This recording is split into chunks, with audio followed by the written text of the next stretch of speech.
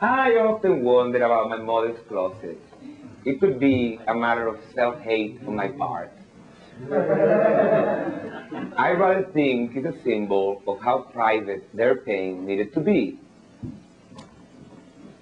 Or it could be just a matter of decor. You know, what's inside my mother's closet doesn't go with the rest of the things we have in the house. And the last thing we want in this world is to be accused of bad taste. Somehow a high-tech stereo doesn't look so high-tech when you have a statue of St. Lazarus, the crutches, and the dog, and the crown, and the cape, and the cup of coffee sitting on top of the speaker. It's funny how the mind works, because when my father died, my mother's concern and mine were what to do with him. I mean, my father never learned how to speak English, and we were really worried to bury him in a place where nobody else spoke Spanish. So we decided to cremate him and put the ashes in the closet with the saints. That way, he's always at hand for anniversaries and stuff. And that's very important because Isabel, our next-door neighbor, she has to walk like half a mile, take 3 buses, and it takes hours and hours to get to her husband's grave. And in our case, every morning when my mother makes a cup of coffee for St. Lazarus, why are people so obsessed with sun-dried tomatoes? I don't know. And I don't know why we have to make a cup of coffee for St. Lazarus every morning. I could ask my mother, but do you think any answers she'll give me will change the fact that St. Lazarus needs a cup of Cuban coffee every morning? No. No. And that way, when we make St. Lazarus breakfast, we can always have an extra cup for my father.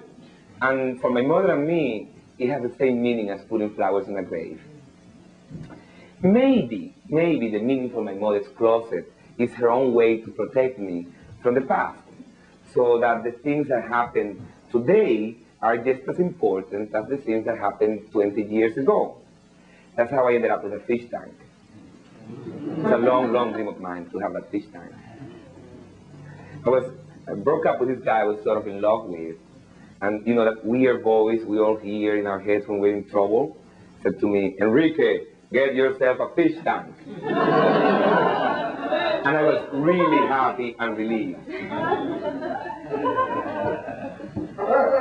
The week before, he had said, "Go to Aruba for 3 weeks." And I said, like, sure. Now I have to rob a bank in order to keep my inner voice happy.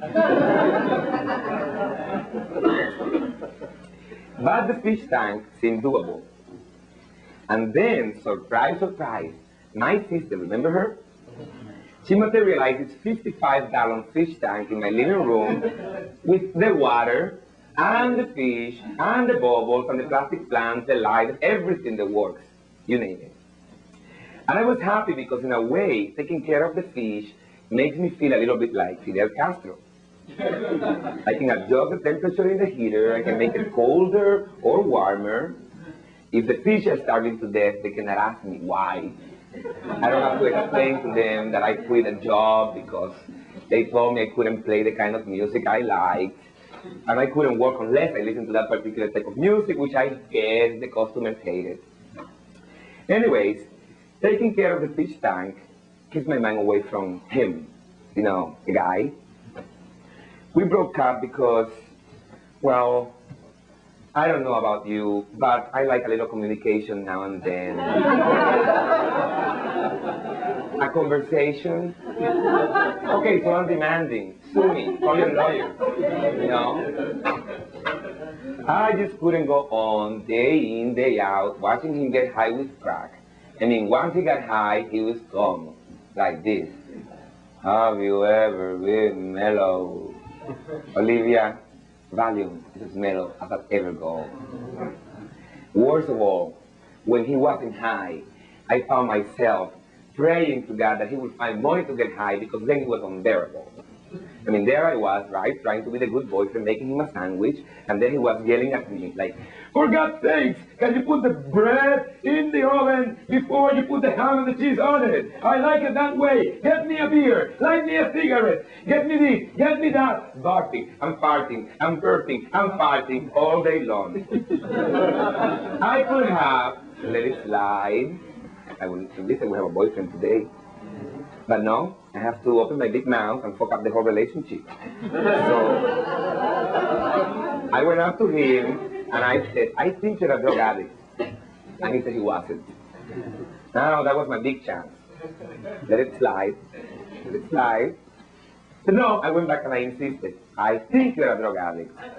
Then he got really, really mad. And he said he was just very sick and tired of people being judgmental, that if I was going to start making judgments of him, I might as well leave. In fact, why didn't I just get the hell out of his life? Because he was sick and tired of me. He didn't want to have anything to do with me anymore. He was through. So I said, okay, I love you, but it's over. And as I said those words, I realized how much of myself I had lost. Because when I broke up with this guy, I didn't hear a bolero exploding my head like the day I waved goodbye to Barbarito, the day I left Cuba. No, I had changed a lot because the sound in my head took me totally by surprise.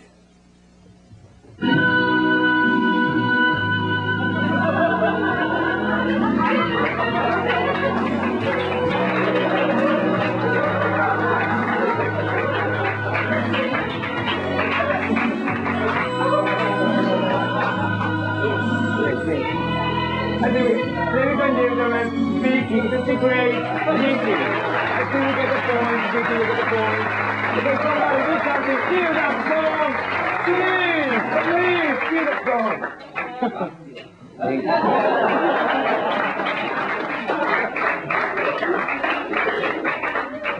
The things we have to do to prove a point. She hates that song as much as I do. Can we do something about these lights? Because yeah, thank you. Thank you, Paul. But not all the way.